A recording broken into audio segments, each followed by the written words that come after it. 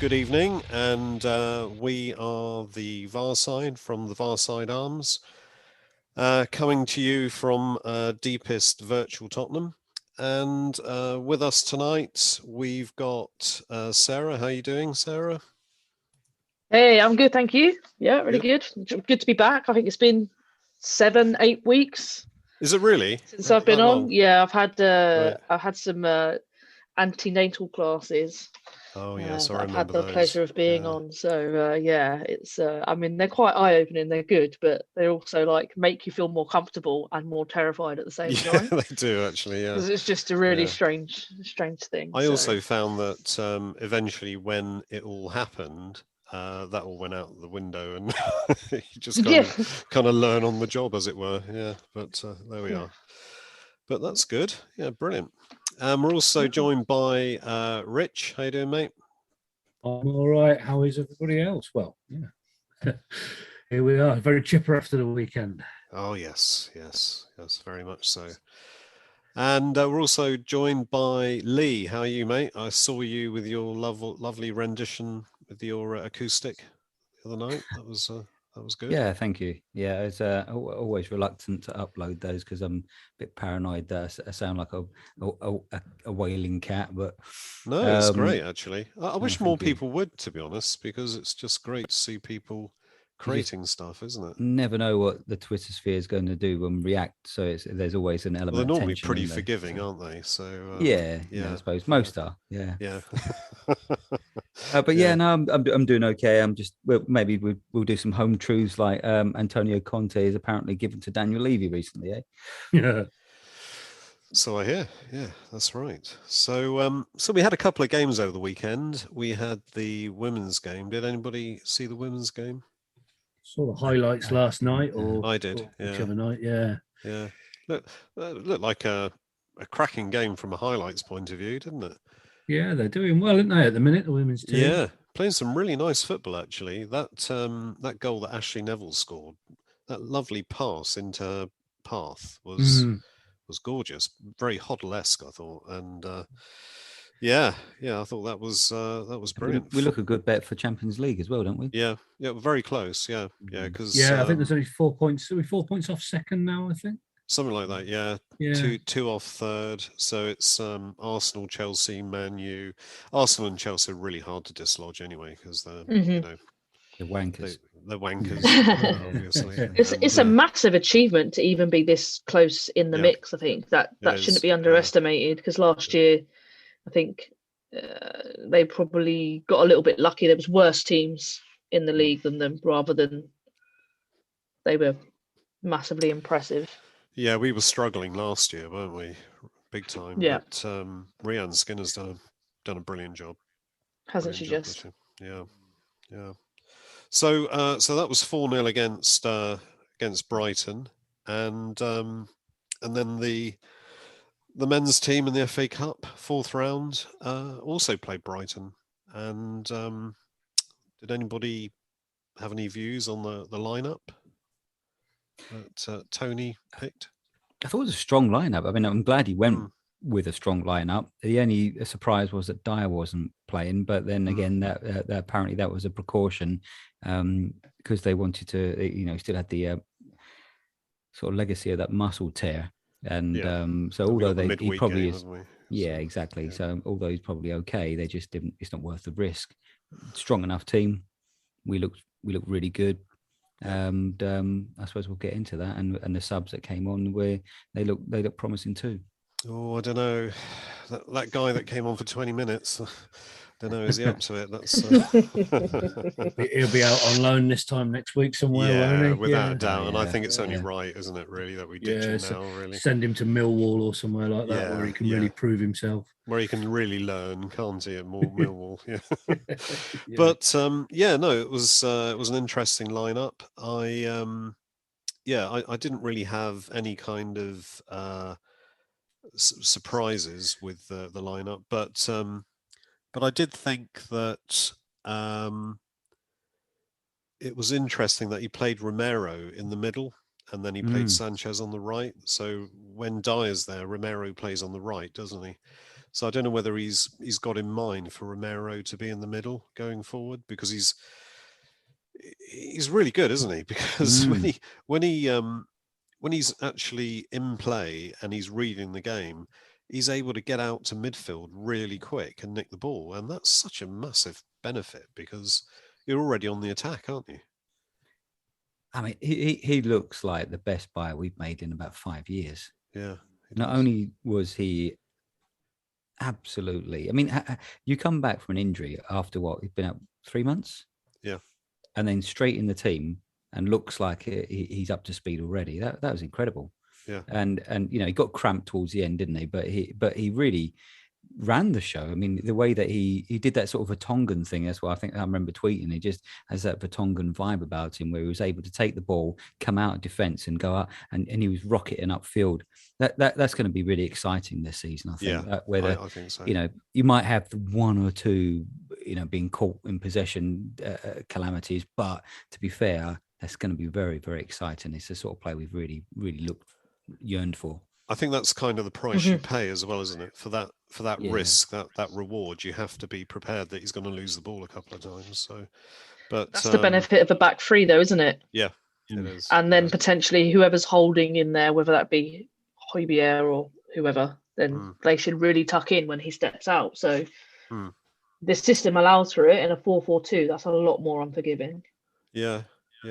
I mean, I think it's interesting as well to contrast that with how much of the play out of the back was generated by Dyer in his absence. It seems to be that this is kind of how he wants that system to move the ball out of the back. So be interesting to see whether or not there'll be sort of rotations in that, or if one will develop into a much more of a regular creator. Yeah, I can see a system where perhaps that they'll make a decision between them. So someone like Dyer and Romero will, if one goes, the other one will stay. Yeah. And you because Dyer's got that within him, and he's played in midfield as well, hasn't he? So he's got that galloping run in him as well. But also Sanchez was getting forward. He was really advanced in at times, and there was one occasion when he was actually he had actually made a break. I don't know why, but he made a break into the opposing penalty area to pick up a cross, and he was chasing down the ball at one point. So obviously Conte is saying to them, whenever you get the chance, run forward. It's only, if it's 40 or 50 yards, you can do it because you can come back 40 or 50 yards. You don't just have to hold your position. So it's really fascinating. Yeah, a revelation for a squad that have played the exact opposite of those kind of roles for 18 months underneath the previous guys. Don't move, stay there. That's right. Stay within your 2-meter circle.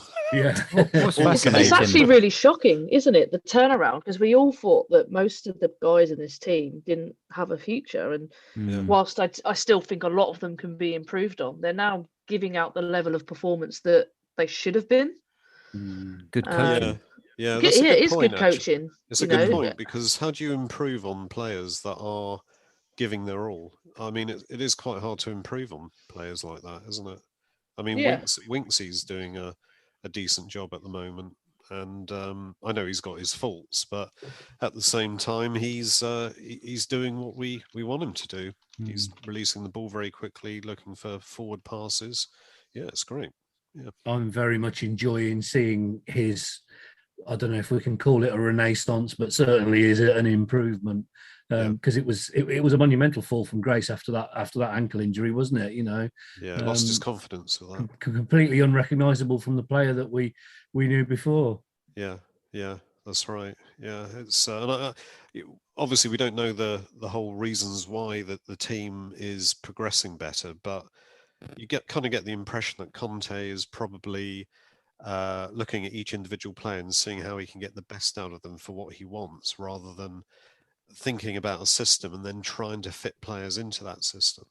So we've only got 3 players from that Champions League final in the team now, haven't we? You've got Lloris, you've got Son, and you've got Kane.